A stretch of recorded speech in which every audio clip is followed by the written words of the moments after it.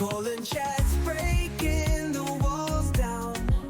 Deep conversation, sharing it all. Prevention and care is the heart of the scene. With Kyra's courage keeping us keen.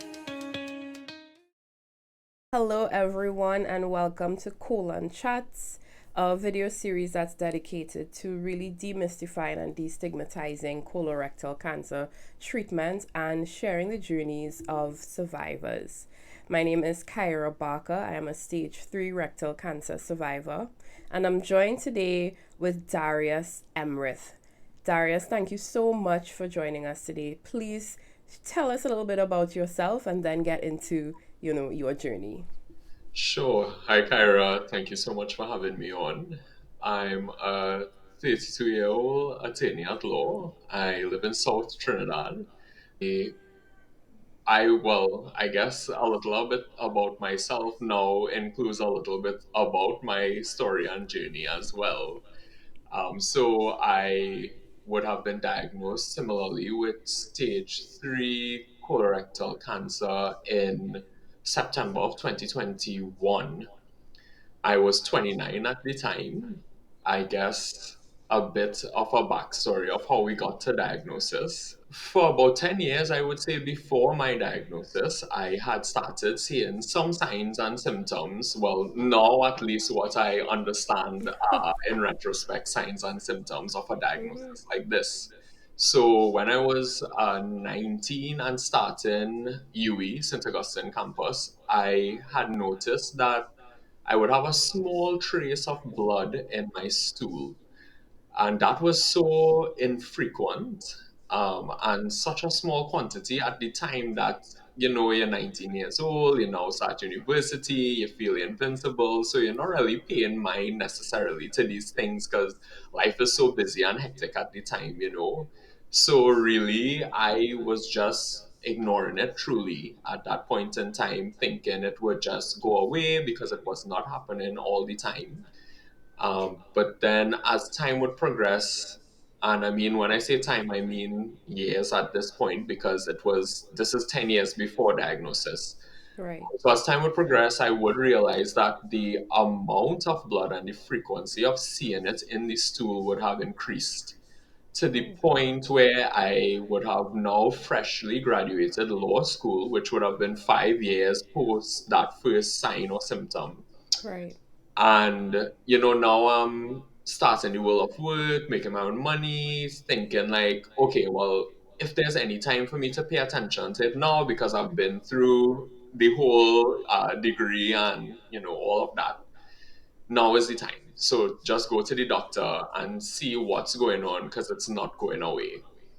Hmm. So initially, when I would have gone to the doctors then and described, the symptoms and what I was going through at that time, they would have, thought it would have been hemorrhoids, internal hemorrhoids at that. Right. So, because I mean, in that initial phase of the signs and symptoms, they were very similar. So, and they thinking, somebody this young presenting themselves with these signs and symptoms, they may not, it cancer was not even on the discussion board at that point Right. in time. So, internal hemorrhoids, that's what I was being treated for.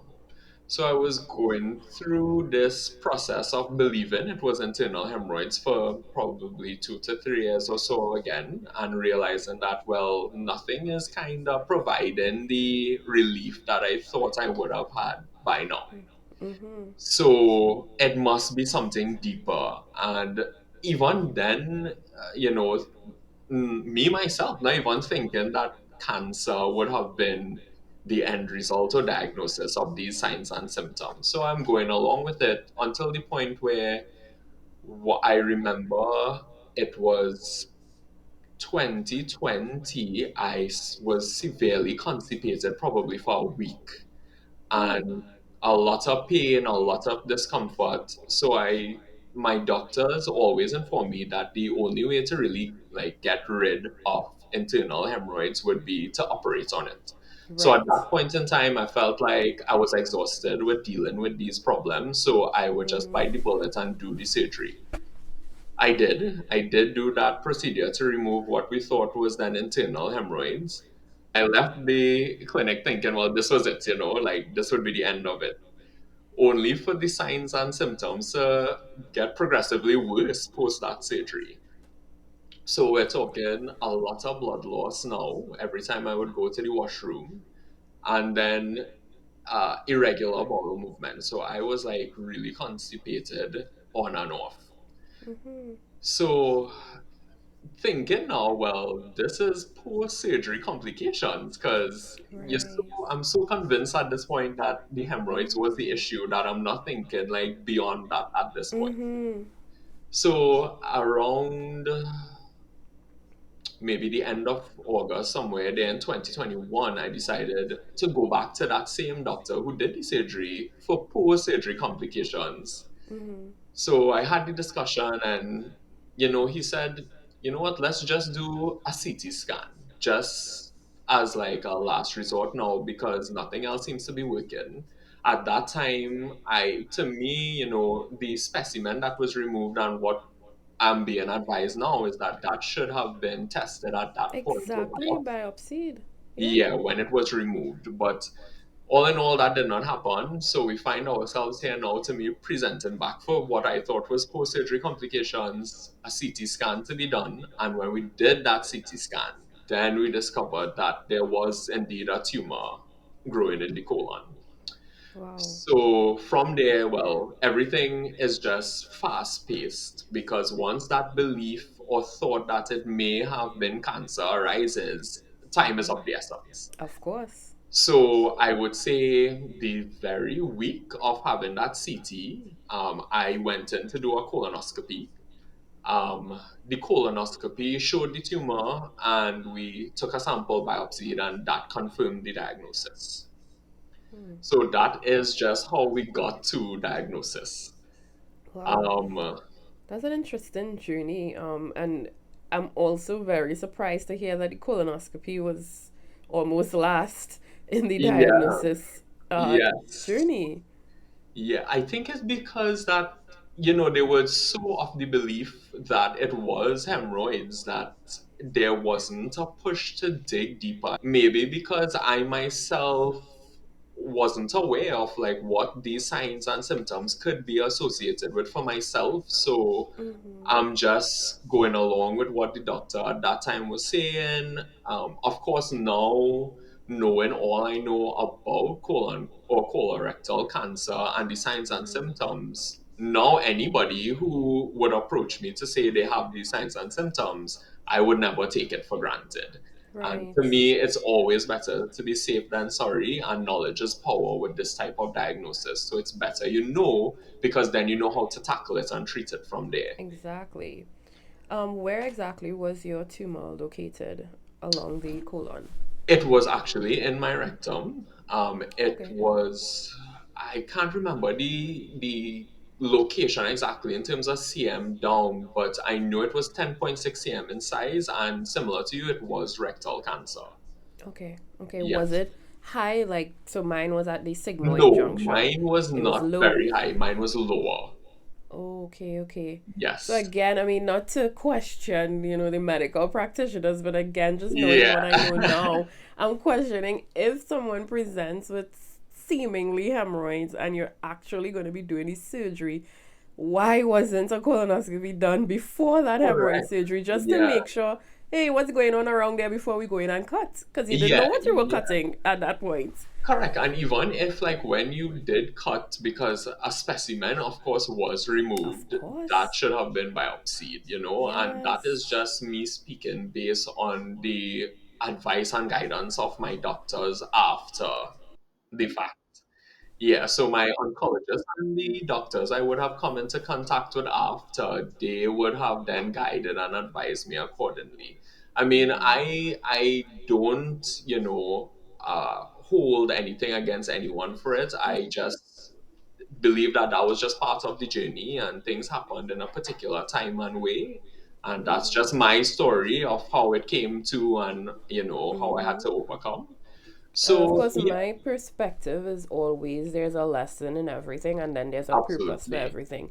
So, absolutely, unfortunately, that happened to you, but it had to happen so that now you could encourage people to empower themselves and advocate for themselves when they're yes, in these situations and speaking to the medical practitioners. Because sometimes, I right, mean, you're not saying that there are bad doctors or anything like that, but sometimes they're overwhelmed. Sometimes they just didn't check yeah, something. I mean, they're human beings at the end of the day. exactly, So, yes, as a patient, you can, advocate for yourself and say, hey, doc, can I do a colonoscopy?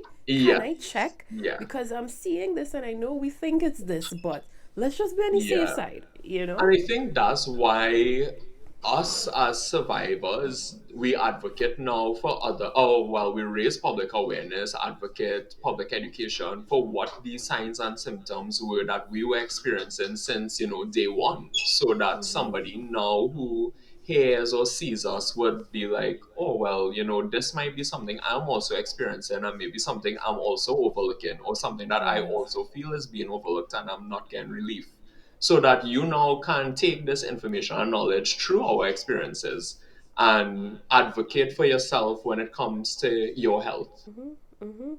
I know it's so interesting that you mentioned that you thought it was hemorrhoids because now that I literally didn't think about this before this point, Right. but now that I'm thinking back, there was a period of time that I did experience hemorrhoids and a Right. little bit of bleeding, not too much, Right. but it came from, the hemorrhoids, and this was maybe some months before my actual diagnosis or me getting the really Right. bad symptoms that I had. And Yes. interestingly enough, I connected it to the exercises that I was doing. So I was doing sumo squats. And Okay. as the weight progressed, I found the hemorrhoid, got Yeah. bigger. And Yeah. then I Yeah. remember telling my trainer, I'm like, listen, I can't do the sumo squat anymore. Can we do an alternative exercise? And Right. when I stopped the sumo squat, the hemorrhoids retracted. And Okay. I thought, okay, well, cool, that was it. Not knowing Yeah. maybe And three, well, I four guess months later. I had somewhat of the opposite experience where nothing I did was allowing me to get relief from the symptoms of what I thought was hemorrhoids at the time. So I don't know if it's almost that I was overlooking what I was experiencing myself because I so wanted to believe that maybe it was hemorrhoids because at the time that seemed so much more manageable than hearing or thinking of the fact that it could have been a bigger diagnosis. Right, right. And so Yeah. you just So convince yourself, like, yes, this is yeah, what it is. It can't possibly be that other thing. yeah, because you're experiencing the signs and symptoms for me at least for some years now. So even to approach a doctor and hear some type of diagnosis, which at that time was hemorrhoids, that in itself felt like a weight lifted because you Yes, feel like, oh well, this is now how we're going to tackle what I'm experiencing, and I'm finally going right. to feel the relief, which just was not the case for me. Gosh. It's so interesting that we had such different experiences. And I Yeah, mean, I guess this is important why, we should have, these conversations because we correct. always say not everybody's body is the same, right? Yeah, And so yeah, you're speaking about all of these symptoms, and I didn't have any of those things for yeah, years. Or maybe I had it and I just can't even pinpoint anything happening. I just felt like that was normal because I find it yeah, so strange because people say like you didn't do XYZ, you didn't feel this for years. I didn't. It was yeah. literally the 2 or 3 months before I actually went to the doctor. And Right. I guess that was the point when the symptoms were screaming, Yeah, is yeah, when I realized, okay, something is wrong. That loss of appetite, that excess yeah. gas, burping, extreme cramps, Right. extreme abdominal cramps, like beyond. I would just be like crippled over.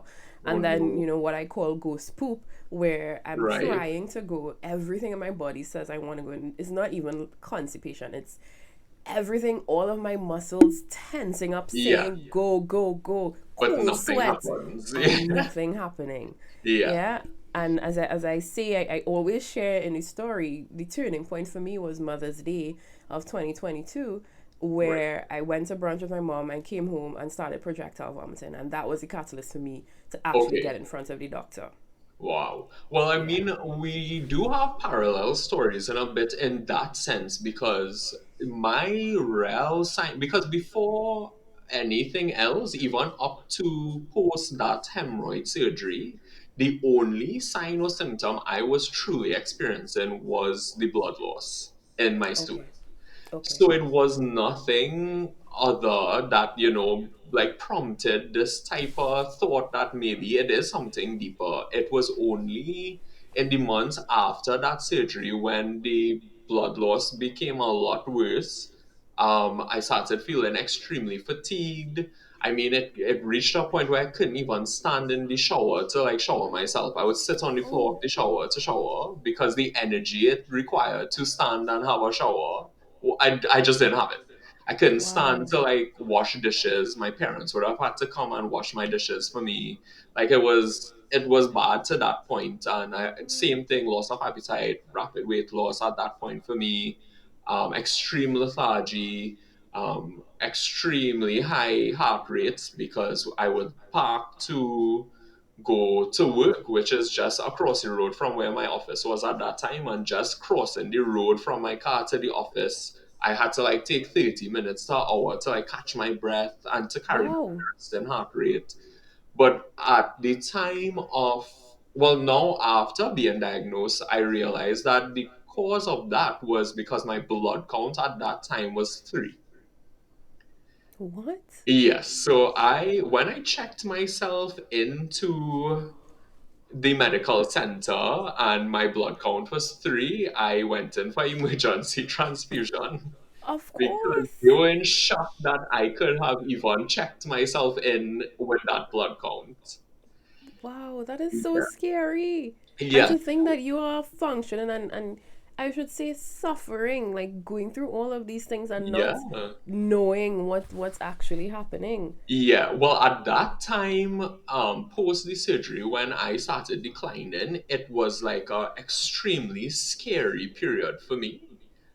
Because it was a lot of suffering in silence. I don't think at that time I had really let any friends, family, anyone know the extent to which I was suffering at that time. Oh Because wow.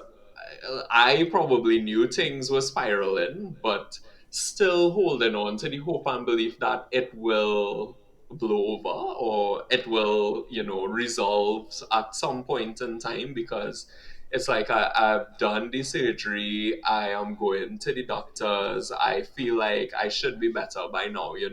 So I'm just waiting for that moment where I'm like, okay, I'm starting to go uphill, but it was Right. not happening for me. I was just declining.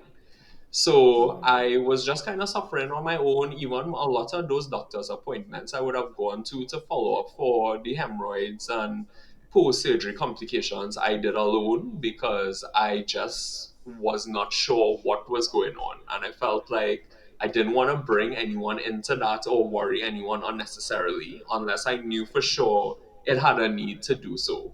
Wow. And that's Yeah. so interesting. That's trying not to be a burden and burden anybody. That's a thing Yeah. that we all do as humans, Yeah. independent humans, but it's so dangerous at the same time It because is. Yeah. And when you let in people, they could actually see something that you are not seeing and say, "Hey, yeah.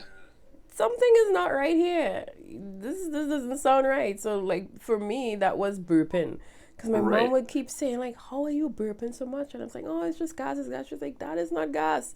And Yeah. then in hindsight, it was this deep belly burp. Like now that I think back, I'm like, yeah, that Yeah. really wasn't the best at all. Yeah. Yeah. I Yeah. fully understand because in hindsight, now with the knowledge and information that I have, like I could pinpoint like, oh, I should have gone and taken this a lot more seriously since this day or since this occurrence or since this event. And And it's so interesting that you mentioned that because I am also thinking about what signs did I miss during that period of time. But again, what I could think about and pinpoint literally happened within that space of time between March and June yeah, 2022. It yes, was a rapid, like, things just got extreme and my body just started screaming, screaming, screaming. And I yeah, remember there was a night I went out with friends, maybe it was a week before I did my colonoscopy, And I was joking with them because they wanted to go and get, gyros and that kind of thing. And I Right. said to them, I'm like, I can't, because guys, I just can't keep it down. Like it's made Yeah. aggressive. I have this, I think, is a gluten intolerance, so I really can't eat Right. any flour and whatever, not Yes. knowing Yeah. what Yeah. was going on inside. Understood. Yeah. I guess we could go now into your treatment. So once you Treatments. actually had that diagnosis, Yeah. what happened next? So, I mean, because of the size of my tumor, the doctors immediately knew that I had to start with chemo and radiation first in an attempt to shrink the tumor so that it would have been safer to ultimately operate on when we reach surgery. Right. So I started with chemo, and as we were discussing the emergency transfusion, so as soon as I checked out 3 days later from getting those transfusions done over that period of time, I immediately checked into chemotherapy. Okay. So it was very quick for me. I did 8 cycles of chemotherapy. And just to give you an idea of what a cycle of chemotherapy looks like, you start by presenting yourself at the clinic for an IV treatment. So I would be there for about 2 to 3 hours just taking the IV. Once that was completed, I would go home, and then for the next 2 weeks, I would do chemotherapy pills twice every day, once in the morning, once in the evening. And then the third week, after the 2 weeks of taking the pills every day, I would get a third week of a total break where there's no treatment. And then we start back with our IV treatment. So each cycle was like a 3 week period. Right. The IV aspect, well, chemotherapy gets progressively worse in terms of the toll it takes on your body. So the first cycle to maybe even up to the third, I was functioning fine. It was just that at the time the IV treatment was burning my veins from when it was being put into me. Administered, yeah. So for like sometimes a full week, up to 10, 12 days after my arm that they put the IV access in to put in the chemotherapy drug, I would not have use of that arm because it would be like on fire, numb, painful. It was not pleasant. Which Um, IV drug did you use? Do you remember? Oxyplatin. Oxaliplatin. Yes. Mm-hmm. Right. So that was the drug I used. Uh, as I So you said, had the progressively. extreme neuropathy. Right. So that's another one we would get to because, yes, one of the side effects of this drug is neuropathy, which is like nerve damage to the, well, in my case, I got it to the hands and feet. Okay. But my hands cleared up in terms of there's no like numbness, tingling, no loss of sensation. But I still do have neuropathy in my feet. So that is something that is still a daily challenge for me. I do feel like it has gotten better from when I felt it was at its peak because at that point in time, I couldn't even drive because the loss of sensation beneath my feet was so bad that I Oh couldn't my gauge how I goodness. was mashing gas or brakes on my car. Mm. And almost got into an accident that way and was like, okay, no, you can't. You can't Oh do my this gosh. until this gets better. Wow. That Yeah. I'm in shock. I'm Yes. literally in shock right now. That Yeah. is that So, is intense. That is intense. I also had the oxaliplatin experience. Let's put it right. that way. And similar to you, it was day one was oxaliplatin infusion, and Right. then followed by 14 days of Xeloda tablets, Same. 3 in the So, morning. same. So, we basically had the same protocol for us chemo cycle Yeah. for chemotherapy. Yeah. So I had The- 6 cycles of that, so that's 18 weeks in total. Yeah. And in terms of the extreme neuropathy, for me, it was about the cold aspect. So, when you're on oxaliplatin, they tell you need to stay out of the air condition. You yeah. can't drink cold water, no ice, no ice Yes. cream, anything like that. Correct. and that was extreme for me. I was speaking to Dr. Baglu recently, and I Right, was sharing with him that that first day that I got home from the first infusion, I right. came home, you know, naturally you get in the house, the first thing you want to do is wash your hands, right? Yeah, And it was 2 p.m., hot sun. And you know when the water coming out of the pipe at that time, it's warm, like right. warm water. Yeah. And I put my hands under that water, and it felt like if it was ice water, like ice almost beginning Wow. to form Yeah. on my hands. And I'm That's like, so crazy. And it's so what? interesting because we really like we did the same essentially the same course of treatment in terms of chemotherapy, in terms of the drugs we took for it, and we had different reactions. Even that Yes. experience was unique to each of us. Because I Yeah, I did not mean, have that type of reaction, even though I was told about it beforehand and I knew that this is a possibility, it never affected me in that way. For me, wow. well, of course, as I was saying, the chemotherapy for me got progressively worse. In terms of the toll it was taking on my body. So by like cycle 4 to 5, I really started feeling it. I was like very weak, lots of like bodily pains. Like to soak myself, like touching my skin, I would feel pain. Oh, wow. Constant diarrhea during that period, which is, just one of the messier side effects of the drug, and it manifested in me that way. And then, well, ultimately, from chemotherapy, neuropathy. Okay, So wow. I remember we took a small break because I did 8 cycles of chemotherapy. We took a small break and then we started radiation therapy. Right. So in that, Before we go on to radiation, I yeah, just sure. wanted to share a bit again about the chemo because I think I'm so happy we're having this conversation, and Right.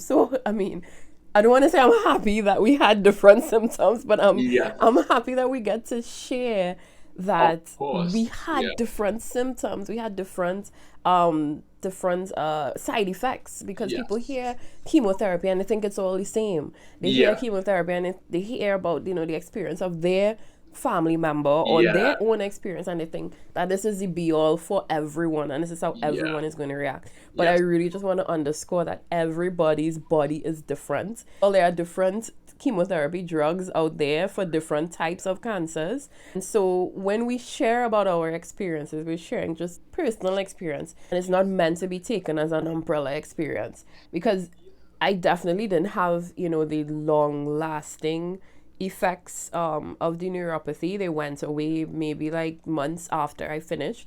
And then in terms of, it was so interesting that you said things got progressively worse for you for chemotherapy, because I felt like my worst time was once it was finished, and then when I went into radiation. So all during the chemotherapy, I was okay. I wasn't great, but I was okay. I didn't have any excessive nausea. I mean, the fatigue was just, you know, the normal that you would experience. In so much that I remember for my birthday, which was November 2022, so I would have just completed, or I was going into the last cycle of the 6 cycles, and I had like a birthday experience. I went to a cocoa estate and did a chocolate making experience, because at that point in time, again, the mindset is like, I want to make sure at least I enjoy this birthday in case it's my last, right? I'm saying all that to say that I wasn't to the extent where I was extremely Yeah. Like fatigued. down and out Yeah, in I was still bed. able to Yeah. function a bit. But of course, it's nowhere near normal level. But Of it course. wasn't to an Yeah. extent where I was bedridden or I didn't want to leave the house at that point. That came Yeah. afterwards during radiation. Radiation took me out. But anyway, Wow. let's go ahead with your experience with radiation now. It's so interesting, as you were saying, and amazing because, well, you'll hear through my experience as well, because you're saying now that radiation is what took you out, and radiation was like a walk in the park for me. So the chemotherapy, and I mean, as you said, it really is to underscore that everyone's experience, and we have similar diagnoses, similar course of treatments, and just totally different experiences still. Um, Because for And me, in terms of age, I was 34 at the time. So we're right, still in a and I similar was age group. 29 into 30, yeah. So still very close. So I mean, and as you said, like as soon as people hear I went through chemotherapy, they're like, oh, well, you still have a nice full head of hair. And people, I don't think from the onset understand that there are different types of chemotherapy drugs depending on the type of cancer you're diagnosed with, and different chemotherapy drugs comes with its own unique side effects as well. So hair loss was not a part of my journey, but the neuropathy, and you aren't the first person I actually heard to say the neuropathy did not have like a long lasting effect. It did clear up after a few months. That just was not my experience. Even up to today, is something that I deal with on a daily basis. I would not say it's so bad that it debilitates me, you know, like I Right. still go to work every day, I still have a social life, I still can do things, you know, and carry and conduct a somewhat normal life, you know. Right. Because what is normal anyway, you know? But It's so interesting that yours was, a long lasting effect, but yes, then mine was extreme in the moment, like right. with that, not being able to touch anything. It was so bad that I had to use plastic forks because the metal was too Wow. cold in my hand on a regular day. Wow. Well, Right? So so it came the at me hard yes. and then So went away. for me, it manifested itself in my hands and feet, and my hands were to the point where I couldn't like hold a pen to sign a document. Oh, wow. And it's amazing that it went from that to now being totally cleared, because now I don't feel that, you know, the weird sensation, the numbness, the tingling. I don't feel any of that. I have full sensation, full control. But my feet were a little different, so I am still doing things to try to, you know, get around the neuropathy to the feet, like acupuncture, Right. taking supplements, medication to help with the nerve pain, that type of thing, because it is very much to an extent like living with chronic pain. So it's just about figuring out how do you manage that now, and how you're able to, you know, live day to day and still do things that you have to do, like go to work, um, go do anything really, go get food, go to the mall, go to the gym, whatever you have to do, you know, just to conduct a normal life. Yeah. Are you Um, able to drive now? yes, yeah. So the Okay. sensation is back. Like if you before, if you had passed a finger under my foot, I would not have known. Now I could feel where I step. I can wiggle my toes and have full control of that. Like it's getting better. It's just not fully cleared or as good as I thought it would have been by now. But I do understand through my doctors that nerves are tricky, and there's no like, you know, cure for what I'm going through. So it's about trying different things and figuring out what works best, and seeing how far along we could get them back to 100. Even if it does not get back to 100, if we could get it to 90, that would still be great, you know, that kind of thing. Right. Okay. But it's manageable. That's Yeah. manageable for me, at least for now, that I could go about life day to day as per usual. So tell me about radiation. You said Right. radiation was a walk in the park for you. So share your Yeah. radiation So experience. when I started radiation, I did my radiation at Southern Medical Clinic in San Fernando. And the machine there is the one where, and this is all based on, you know, what I'm being told by medical professionals, and forgive me if I get it wrong anyway, but the laser, like targeted treatment where Yes. like the laser radiation hits directly onto the tumor, so there's like less instance of damage or issues to surrounding organs, tissues, that kind of thing. So I don't know, like throughout radiation, I just did not feel. I mean, because chemotherapy was so bad for me that in comparison, Right. this just felt so much easier for me. Um, I just didn't have that much of like bad side effects per se. What I did get was probably radiation burns to the point where, like, you know, the laser was entering the skin. There was burnt very badly, to the point where it was like raw, fleshy. But just through, you know, taking care of it, treating the area, using moisturizers, that came back to normal. So that by the end of radiation, and I did 5.5 weeks of radiation every single day. Well, no weekend, so just every Monday to Friday for 5.5 weeks. For a few minutes, you go and you get radiation done on that machine.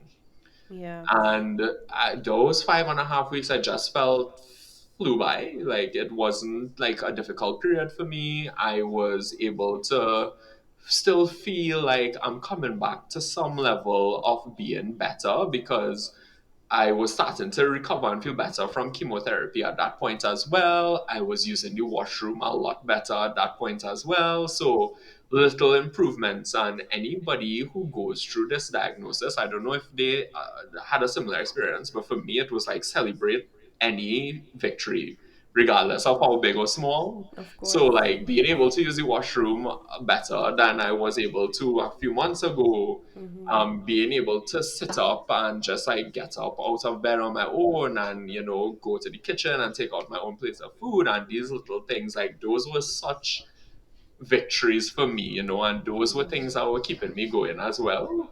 So by the end of radiation, though, I would say that I was extremely fatigued for about 2 weeks after that 5.5 week radiation period had finished. I was just like sleepy and tired constantly.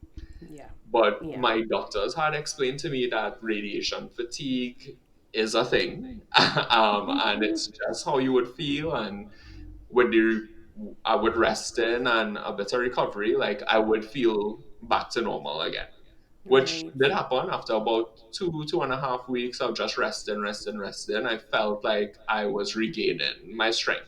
And I was coming back to a place of having energy and not feeling fatigued or tired all the time. So my radiation experience for that 5.5 weeks was not extremely difficult period in the journey for me in terms of treatments. I Right. understand your experience was a little different, so I would actually love to hear like how radiation impacted you and how you felt during that time. Yeah, so if I just backtrack a little bit to after chemo, you're supposed to wait 3 weeks before you start the radiation. Now, I had a little longer period because coming out of chemo, 2 weeks after chemo, I got a really, really bad reaction to the chemo drugs, and my colon was massively inflamed to the extent where I was in the worst pain I've ever experienced. And I think a lot of people, meaning the attendants at the hospital, the doctors, they were all baffled by how much pain I was in. It Wow. was in insane amount of pain. And I had to be rushed to the hospital, well, Southern Medical. And to tell you how bad the pain was, when you're going into the elevator, there's a little gap. So if you're on a gurney or a wheelchair or something like that, you'll feel a little boop boop when you're Yes, going yeah. into the elevator. A little That bump. boop boop had me bawling at the top of my lungs. Wow. I was crying to the extent where all of the attendants after that experience, they were like, they went to my mom and hugged her up because they were crying too, because they were Oh saying we no. don't know how to help her because it's so bad. And what happened was the chemo drug itself had a reaction, and it made my colon massively inflamed. And when I explained to the doctor, because they say, explain, what are you feeling? And I said it felt as though my colon and my bladder are wrestling for space. And so they said exactly what I described when they did the CT scan. That's what they saw. My Wow. colon was so inflamed, it was pushing everything else away and out. And as part of my treatment journey, the first thing that I did was the colostomy, the diverting colostomy, because they wanted to ensure that I wouldn't have any blockages during chemo treatment because the Hey. colon tends to get inflamed, and so said, so Yeah. done. But what Wow. that also meant was that the stoma itself, it prolapsed. So it got really, really big and was literally just hanging out. Yeah, so it And just it like came never, out. sorry? It just came out from that Yeah, it part of was the the intestine. size Yeah. of the size of my hand, from like tip, Wow. the whole Okay. hand, just out. Right. And so, because that happened, it never fully went back in. So it would shrink and then it would come back out, shrink and then come back out. And so that was my experience until I did the reversal Reversal. surgery. Okay. But that meant during radiation, I was just having this pulling on my abdomen. And then I was extremely fatigued from what had happened at, that period of time during Christmas, right before Christmas. And then I started radiation the beginning of January because things were getting really bad. And then I did the radiation, and again, the radiation itself wasn't bad. The challenging thing was going every day, Yeah. drinking this 1 liter of water I know, and and holding holding it it, in. right? And I thought while the radiation treatment journey was going on, those 20 days, which was 5.5 weeks, as we said, I felt like, okay, it's not so bad. I can do it. You just go, you lie down on the table, you come back, it's fine. I heard about the possibility of these radiation burns, so I kept checking. I'm like, oh, well, I don't have any burns, I'm okay. So when radiation was done and I rang the bell, I was like, great, perfect. Let's just get this over with. Let's get into surgery. Let's go. Those 2 weeks after that you mentioned. Yeah. The Oh exhaustion. boy. Oh my goodness. When I tell you knocked me out, it was not just extreme fatigue. I shriveled up. So Right. I came down to like 125. I was skin and bone. Wow. The area where the beam went in, Yeah. it started getting this kind of like sunburnt, toasty kind of appearance where Yeah. I didn't know what was going on, but the skin just turned black, like crunchy, like if it was Same. toast. And then with me, I was throwing up a lot, and I actually had an episode where I ended up back in the hospital again because it was for a day straight, every hour just coming. And after a while, when you're throwing up a lot, it comes to a point where it's just air, and it's like, okay, well, nothing else could come out. I passed that area. I passed that, and then started bringing up just the bile, just the green bile. So I ended up in the hospital again, and I remember in that moment saying, "Oh my God, God, what else? What else?" And the doctors were there, and they're like, "We literally, there's nothing we could do. We just give you some anti-nausea medication, but you just have to go through it. This is just the treatments working." And so afterwards, when I was speaking with my oncologist, he said actually radiation continues to work in your body for up to 3 months after your last treatment day. And so all during this time, I say now, I'm like, well, the radiation was cooking. Right? But once I passed that maybe 2 weeks to 1 month period post radiation, then I started to feel a little bit myself again, and then I was preparing for the tumor removal surgery, which happened 8 weeks after the radiation. Right. So, Okay, yeah. so for me, similarly, well, they did inform me that, for like the 3 month period post radiation, you're still gonna have inflammation internally, and that's why I had to have like that 3 month break before surgery. But during that time, I was fine. Like once I had gotten over that period of the extreme fatigue, I was really okay for the rest of that like 3 month period I was on a break for. I even took a trip during that period Oh wow. because I just wanted to set my mindset up for surgery. So I was just trying to do things, to bring myself some joy during that downtime. So I was okay. So yeah, we had contrasting experiences there for sure. Yeah, that was the worst period for me. I was home, I didn't go Yeah. anywhere. I was just in bed every day, just like, and I remember Wow. asking Dr. Baglu, I'm like, can I have the surgery now? I just want to get this Oh over with. gosh. Yeah, Like, yeah. yeah, but then I did the tumor removal surgery, and it was with clear margins, and everything was good with Good. that. And then I Good. had to wait an additional 8 weeks to then do the colostomy reversal. Okay, so Yes. then that is another way that our experiences differ because post radiation and that break for the couple months to allow for a reduction of the inflammation. When I was going in and consulting my surgeon for the surgery, I was actually informed that I would have to get a colostomy, but permanently. It Because of how low the tumor was, it would have been basically impossible for them to reconnect and for me to still retain control of, yeah, going to the washroom, etc.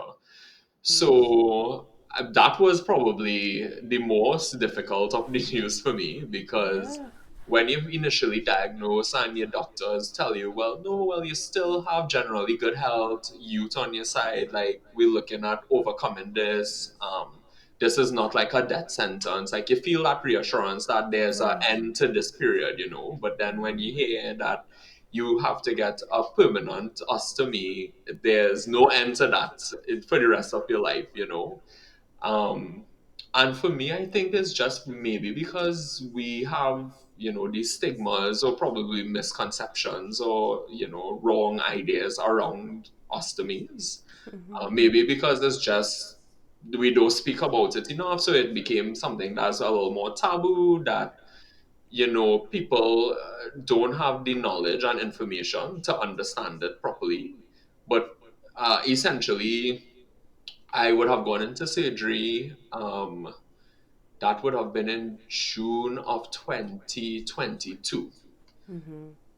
So post surgery, I think I was under for about a long time, like 7 hours or something like that, because I went down with anesthetic around lunchtime, and I don't think I was out until probably like 7 p.m.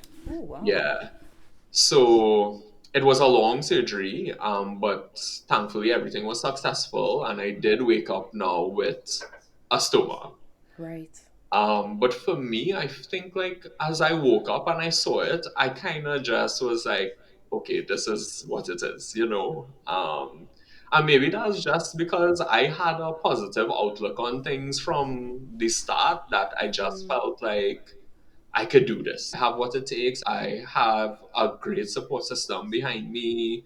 I still have youth on my side. I'm still generally healthy. Like, I could do it. And similarly with the ostomy, this literally is keeping me alive. And because of this, Yes. I am here. Yes. I think that's the important point to underscore, especially for our viewers and listeners who, they consider the ostomy or it's recommended and they think that they don't want to do it. Like, Yeah. literally, it saves lives. Like, there's no two Yeah. ways about it. Similarly to me, I mean, obviously, my own was reversed, but during that period of time after chemo, when my colon was inflamed, if I didn't have that ostomy, I wouldn't Yeah. be here today. Yes, There's correct. no way. Yeah. Yeah, so that, and I think like once I put on that lens of gratitude, I think it really changed how I approached everything concerning the ostomy. And now It's it's your like, little lifesaver. correct. And it's second nature now in terms of, you know, taking care of it and having it as part of my life. And it's not something like I even second guess. It's just my new way of living. And I think like if people realize that it's not like, you know, it brings no pain, no discomfort, it's easily concealable under your clothing.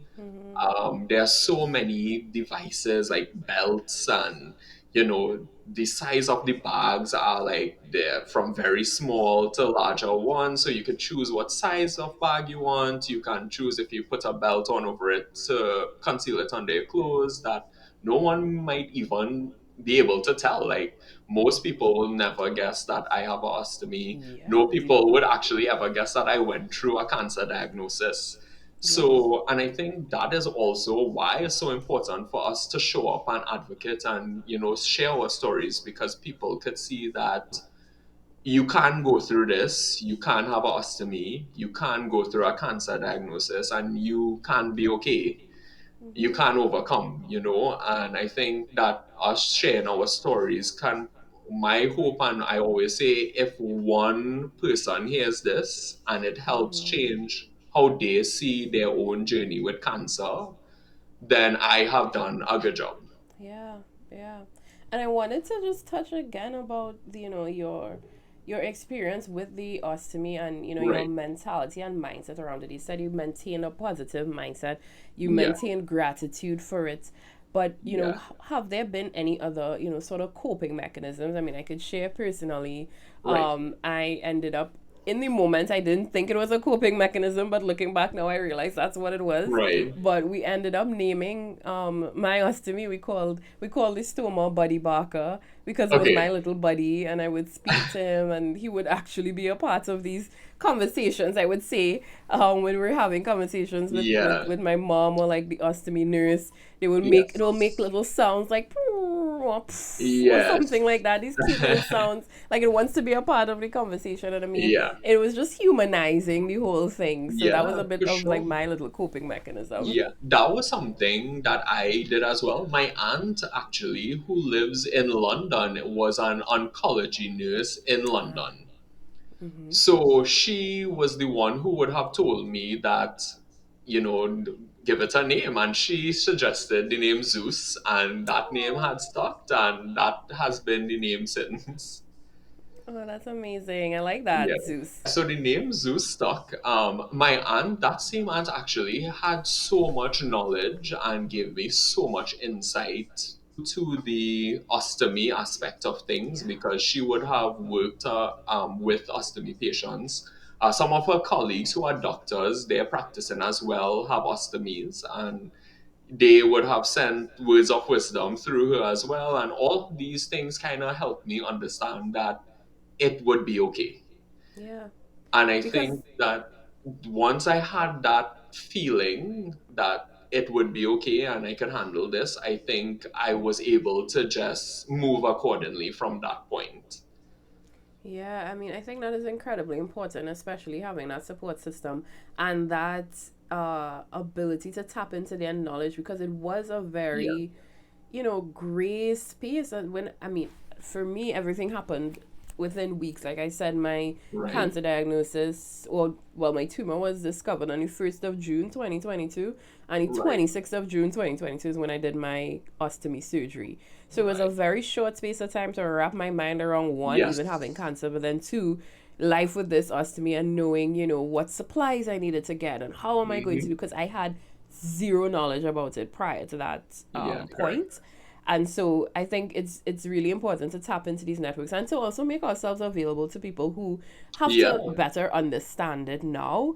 To yes, know correct. that okay, there are different resources that are in place, and you have people that you can speak to, you can share, your Correct. personal experiences with which products work versus which don't, and Yeah, then different tips and tricks to care for the skin around the stomach area as yeah. well, because that's incredibly important. Correct, yeah. And there are so many little things that we pick up along the way that we could lend that knowledge and experience to help other people because, as I said, like not everybody would have, like in my case, an aunt who was in that oncology space to give me that guidance and advice. So not everybody will have someone who can, tell them or hold their hands and walk them through it.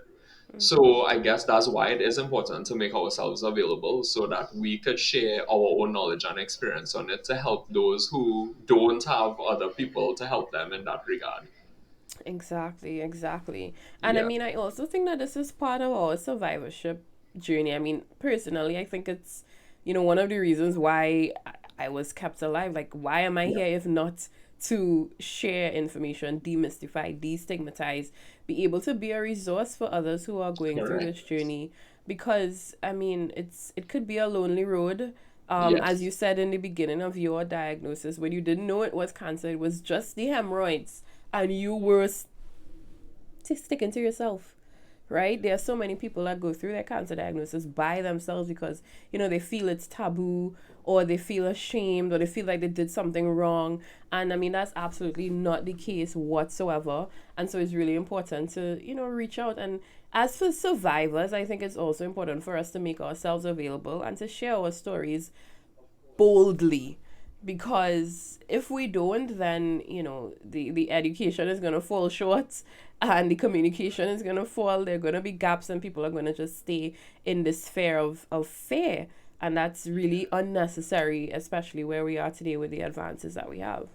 I always say sharing your story, and I always encourage, survivors and caregivers to share their story because there's a twofold effect to sharing for me, and that's one, you share knowledge, information, experience so that other people who may be going through a similar journey can have an easier time in using that knowledge, information, and experience of yours.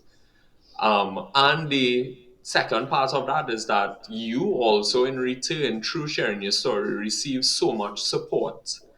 And that in itself is so healing on your journey as well, to know that there are people out there who, like, they may not have a first hand experience, but they understand what you've been through, and that they are happy that you have overcome and that you have survived, and they are there to, on your lower days, to hold your hand or to offer a shoulder to cry on. And sometimes that support came from family and friends, but sometimes we feel like maybe family and friends just tell us what we want to hear to keep us going. But through sharing, because I was always vocal about my diagnosis from the get go, especially through my personal social media, and Right. sometimes that support came from strangers who I may not have interacted with or known before, but heard of my story through social media and would have reached out. And just that extra word of support, really meant a lot. So I think it's twofold with sharing. It's not only to help others, but it helps us as well. Yeah, and again, that was a bit of a difference in our journey too, where you were more public with your diagnosis and your Yeah. treatment journey, where I was completely private. It was just my close friends and family members that knew, and I didn't want noise. I didn't want the conversation. I just wanted to focus on beating this thing, and that my whole I just went into this zone, right? It was warrior mode, it was prayer mode, it was just zone out everything and focus on the mission. And then once that mission was over, now I am able Now is the to time speak. to, yes, Yes. go out there. And I still needed a year afterwards because I would have done my reversal in August 2023. So I would say the colonoscopy that I had to do after that, which is October 2023, is when I consider everything to be over. So even though the tumor was removed in June 2023 and I was cancer free from June, I still had other things that needed to be done. And then once that was over, I still had a year. So 2024 was a year of recovery for me because it was major abdominal surgery. I had 3 abdominal surgeries. My physical mobility I was back to baby stage, literally back to baby stage. And I could say baby because my personal trainer had a son at the similar time frame. Okay. And while he was sharing, some of the milestones of his baby being able to roll over on his own, lift up his head on his own while laying on his belly, those were some of the milestones that I was going through at that same time as well.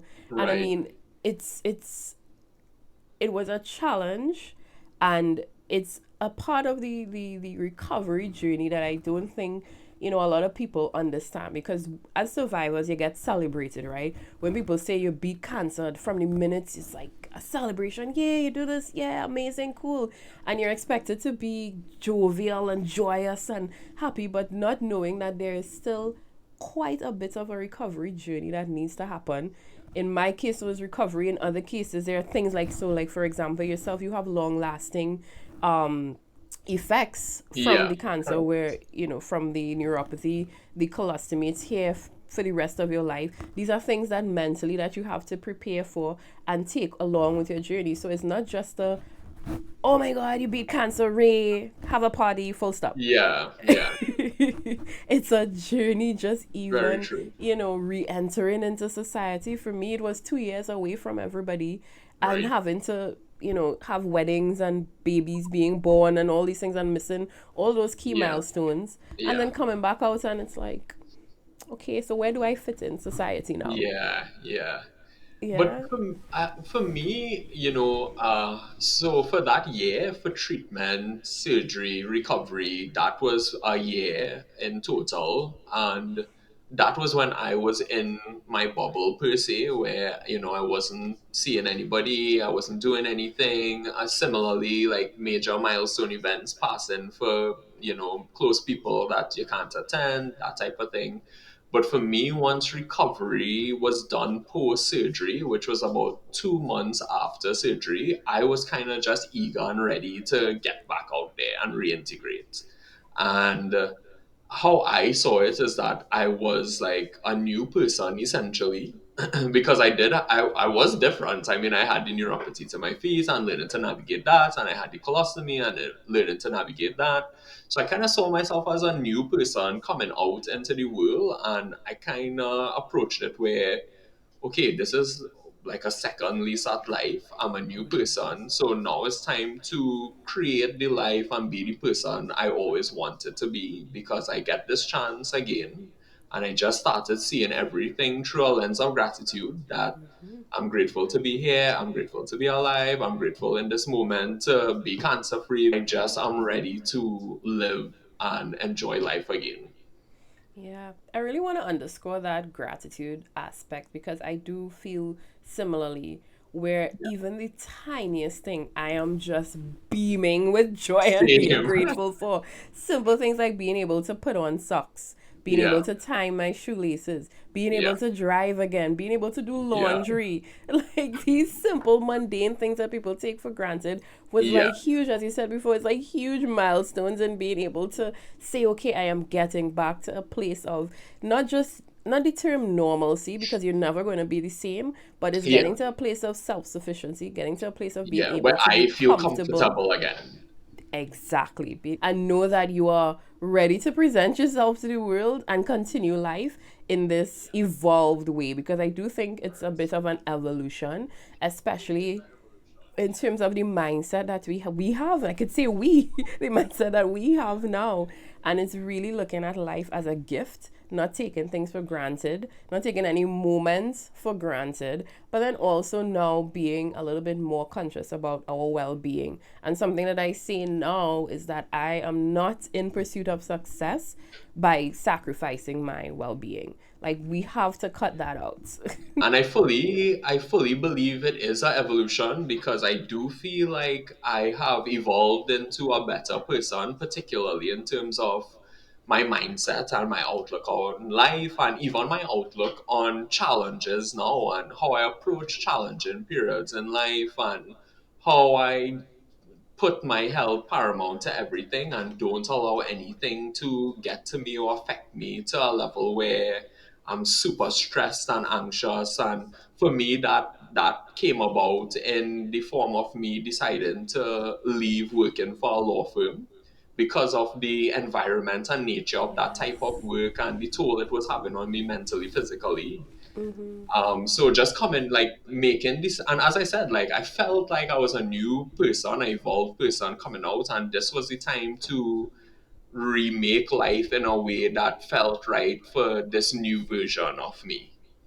Yeah, you're absolutely right because I even think about my journey professionally. So I'm a marketer, business strategist by Right. profession, and for the last 15 or 17 years, I was in this very high pace, always on industry, Yep. looking to close deals, looking to strategize on how to improve products and get things out to Yeah. market and really influence people to do certain Yeah. things.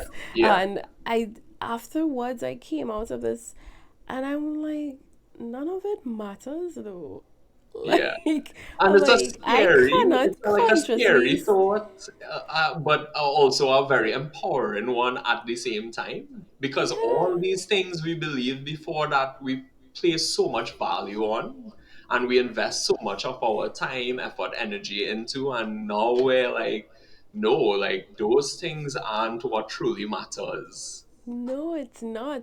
So historically, I've been, dealing with consumer facing brands and that sort of thing. And I sat down and I said, do I really want to spend the rest of my life helping people sell more cars? Right? And I'm like, no, like this is a gift that I have. I mean, marketing is innate to me, who I am and what I do. It happens naturally. But how can I then use these gifts and this marketing prowess to be better, to improve our quality of life. And so like I've even shifted my focus to wanting genuinely to work with brands or with people who are improving our quality of life, who are in the wellness and well-being space or the health space, or even things like this, facilitating these kinds of conversations, because at the end of the day, it's all about improving our life. And I can't be here and operate the same way that I was prior to cancer. Like it just doesn't make sense. Correct. I mean, of course, I'm sure we could talk for hours and We hours. can, maybe days into weeks because we would have so much to share. But I am so happy that you put this together and that you allowed me this opportunity to share a bit on my story and experience. And for you yourself sharing your own, we touched on many times on how important we believe it is for survivors and well caregivers by extension because they are very much a branch in this entire battle. Yes. How it is important to show up and share and how you help yourself and others. And as you said, like life now to me is about self improvement and helping others along the way. And things that don't fit into those boxes don't necessarily find space anymore in my life. So yeah, I'm always happy. I'm so glad for this opportunity. Yes, we have a zero tolerance for anything that is not about upliftment, positivity, or empowerment. Exactly. Thank you so much, Darius. And of course, we definitely need to have another conversation again, just to Absolutely. continue sharing and being a testament to what is possible when you come out on the other side. And we are officially survivors. Amen. I'm so happy. Amen. Yeah, that term is such a powerful term, and I'm so happy that we can call ourselves survivors today and that we're here and able to share our stories. Yes, amen. Thank you so much. Take care. Take care, Kyra. Calling chats, breaking the walls down. Deep conversations shared.